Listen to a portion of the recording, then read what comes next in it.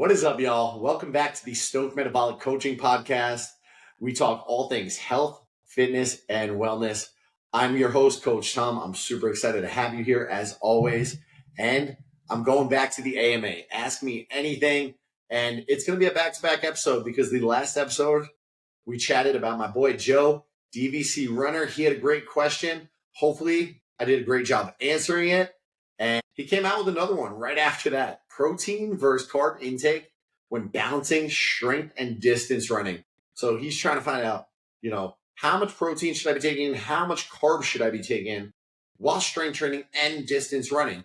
And, that this question could go a lot of different ways, but I'm gonna assume, and that usually doesn't end up well for me, but I'm gonna assume he asked this question because when we think about strength training, we associate it with protein. We associate that these two are married. These two are paired. You need protein when you're strength training. And that is correct. And we also associate carbs with something we need during running. Also, very important. I am not a person who thinks there is a bad food group out there. I don't agree with it when somebody tells me they're cutting out a food group. I try to get down to the bottom of it and find out why. Like, I love all types of food. I don't hate on any type of food, and I think you should be able to enjoy all food in moderation and in the right quantities. I think it's going to really help you reach your goals.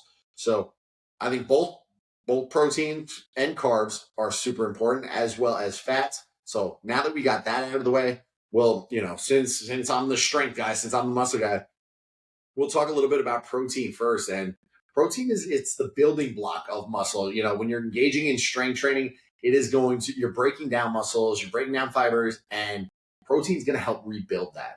And that is a win. That is what we want to do. And refueling protein and taking an adequate amount of protein are going to help that process of rebuilding the muscles and helping them grow. But protein is not just for strength training. And I hope this is where Joe was going with his question, but protein is not just for strength training. We break down muscles as runners just as much, if not maybe more, while different muscle groups break down more as a runner probably than they do as a lifter, because lifters are generally going to focus on one body part and then let it recover.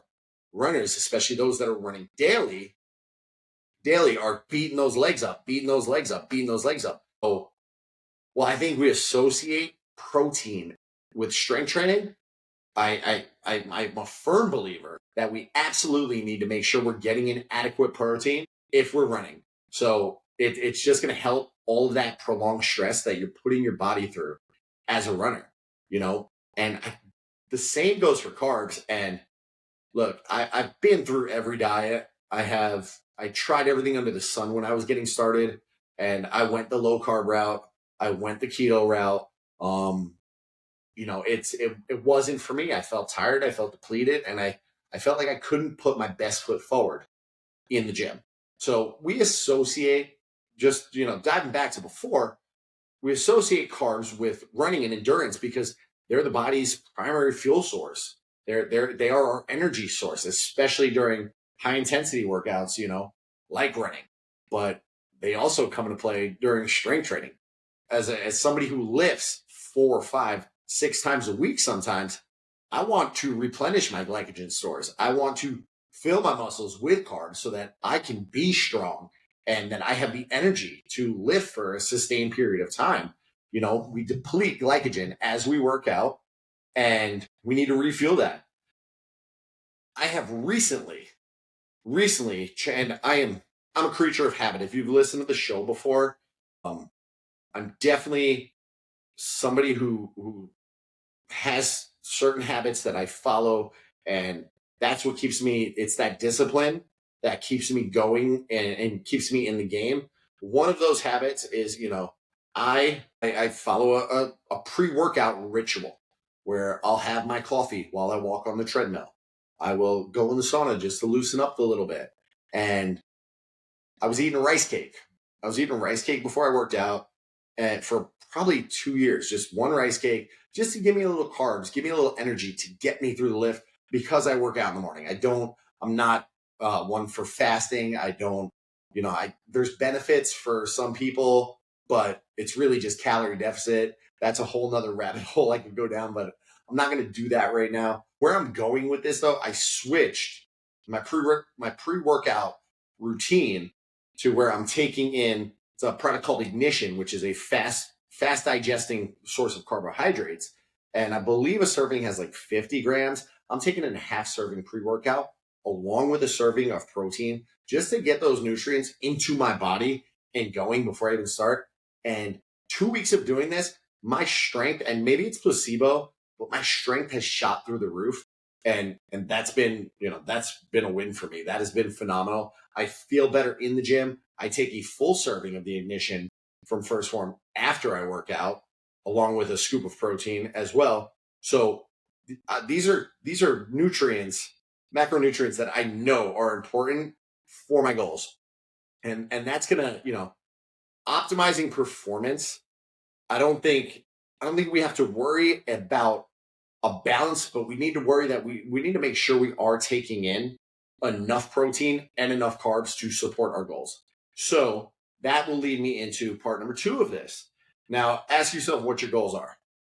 If your goals are to lose weight, maybe we have to watch how much we intake of those 2 macronutrients a little bit more. We need to, is the scale going up now that you've increased carbs and protein? Maybe it's time to scale them back. Maybe it's time to scale some things back and take a look at, when we're timing our carbs and our protein.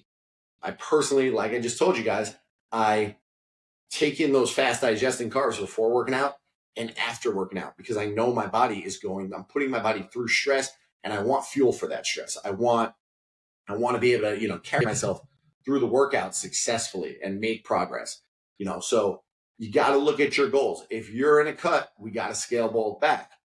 And with that, I think a lot of people are severely, and this is based on my client base, and I meet people where they're at. If I tell them track your food for a week, if you don't even like tracking food, you might hate it. Let's track food for a week, just so I can get a better picture on what we need to work on. I need to be able to see where we are, so I can figure out how to get us to where we need to be. And 90%, 95% of the people I work with come in with 40, 50 grams of protein a day. They're like, well, I eat really healthy. I eat a salad and grilled chicken every day for lunch. And I'm like, you're like a cow or something. Like you're grazing and you're getting bare minimum protein. Protein, the recommended daily allowance for protein is 0.8 grams to 1.2 grams per pound of body weight. So I like to sit dead in the middle. When I'm dead in the middle, if I go over, I'm at 1.2 and I'm still good. If I fall behind, I'm still falling into that 0.8 range. But 1 gram, so I'm weighing 210 right now. I make sure I take in 210 grams of protein a day. That is my non-negotiable. When I look at carbs, I look more, how do I feel? How do I feel? Do I have energy for the workout? Do I feel depleted? Am I feeling weak in the gym? My main usage of carbs is as an energy source. I want them to help me rebuild muscle, help me refill the glycogen and carry me successfully through my workouts. So it's all going to really depend on your goals. And I can promise you this big fear a lot of people have when I say, hey, you're at 40 grams of protein, you should be closer to 120 to 160 grams. And they're like, I'm going to gain weight. Oh my God. Like you'd have to eat substantially over your baseline. And if you're eating 40 grams of protein, there's a good chance you're under eating calories in general, or you're overeating crap. So one of the magic things about protein, outside of the muscle building and the amino acids and all that other great stuff, the magic things about protein, I'm not talking about shakes, is a word called satiety. So proteins, think of chicken, think of steak, think of turkey, and all these great proteins that we have available to us. when you eat a steak, and I want you to answer this in the comments, when you eat a steak, are you jonesing for another meal like 10 minutes later? I don't think so. You eat a good steak, you're full. Your body is full. Satiety, it's protein is gonna help fill you and make you feel full. And you're gonna be less likely to eat the other crap. I recently started adding steak back into my diet every single day. So calories are up. Excuse me. Calories are up. From that, I'm not as hungry anymore. Like going through the day after I eat a steak, I'm just like, I can go. I have to almost force myself to eat, and hit my protein goal the rest of the day just because I get full from the steak. And that's a win for me. So you start increasing proteins, you're going to start eating a whole lot less crap in the background. And that is a win. So, you don't have to worry about turning into a bodybuilder because you increase protein a little bit. And trust me, I've been trying to gain muscle for years. It doesn't happen like that. You're not gonna increase, protein just a little bit and gain a ton of muscle. It's years and years of working on it in the gym and breaking it down and repairing it and rebuilding it. Years and years of work. And sorry to tell you, it doesn't happen overnight. But with that, I think that pretty much covers. I'm looking at my notes here. Pretty much covers everything on protein versus carbs. Both super important. And shoot for that 0.8 to 1.2 grams of protein, and then enough carbs. And you'll know if you have too little carbs. You're gonna feel weaker. You're gonna feel, and when you're in the right direction.